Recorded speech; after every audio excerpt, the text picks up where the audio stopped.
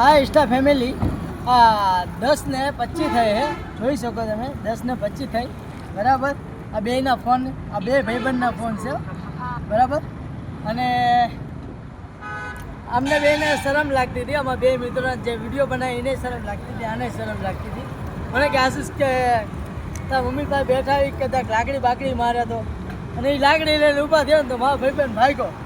અને ખરેખર ભગાય નહીં, મારા મમ્મી દિલના હોળા હે એટલે કાંઈ વાંધો નથી. આ એ ફોન જોવે આલે જોઈ લો બરાબર. અને આપણા ઘર છે અને આ મારા મિત્ર છે બરાબર.